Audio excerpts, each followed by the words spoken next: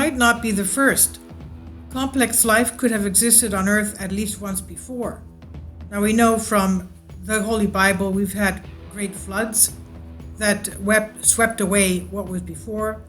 And we also know from geology that we've had a lot of extinction level events from supervolcanic eruptions and also extinction level events from celestial impacts.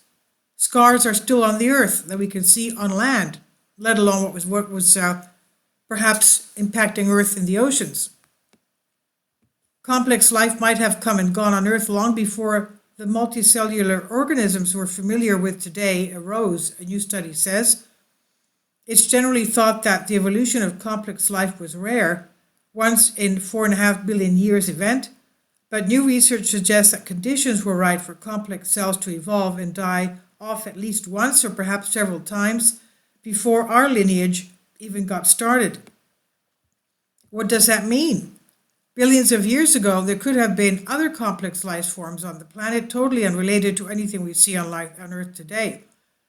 But let's backtrack for a second. Earth has been around for an estimated 4.5 billion years. Around 3.7 billion years ago, while the planet was still relatively fresh, two of the three kingdoms of life we see on Earth today, bacteria and archaea, arose.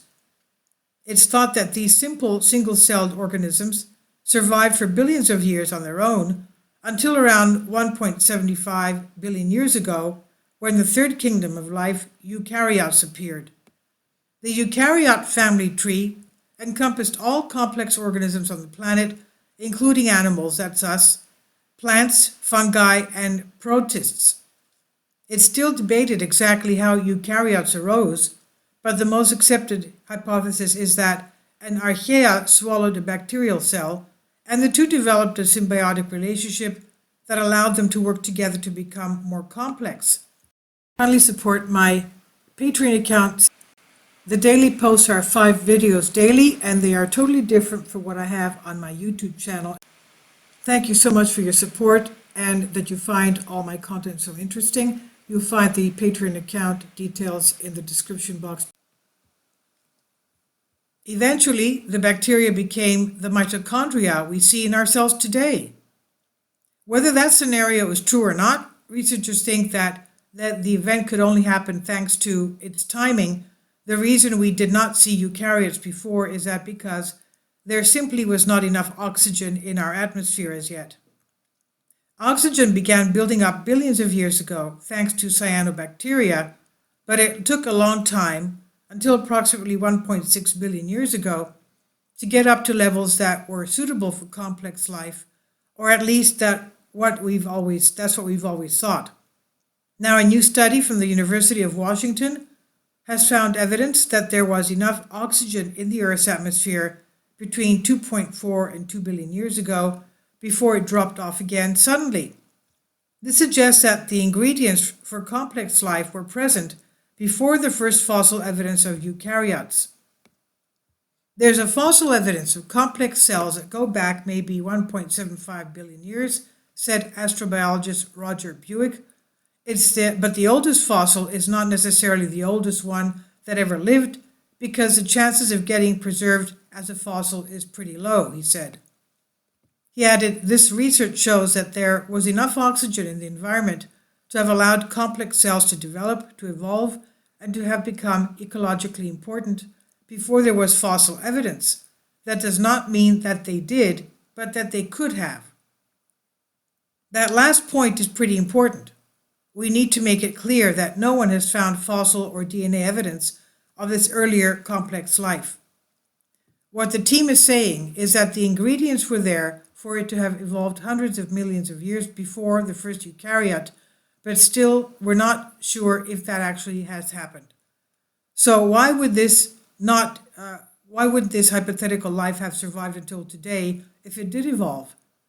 The research showed that although there was an early bubble of oxygen in the atmosphere, it crashed shortly afterwards, which would most likely have killed off life forms. Now, to figure this out, the team analyzed traces of the chemical element selenium trapped in pieces of sedimentary shale dating back between 2.4 and 2 billion years ago.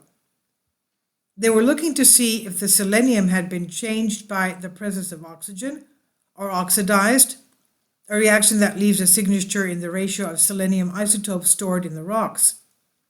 Traditionally, it was assumed that oxygen on Earth had a history of none, and then some, then a lot, said Buick. But what it looks like now is there was a period of 250 million years or so where oxygen came quite high and then sunk back down again. It would not have been enough time for complex life to diversify and take hold on the planet, but it's possible that some complex organisms could have arisen before dying off again when the oxygen crashed.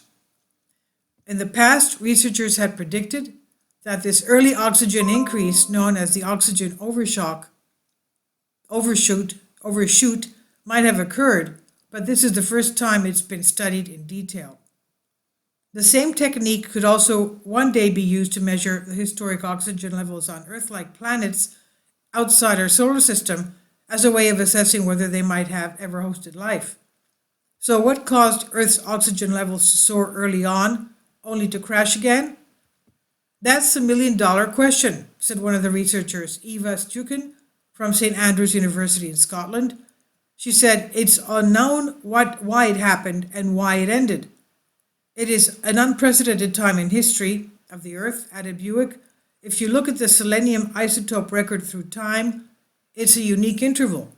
If you look before and after, everything's different, he said.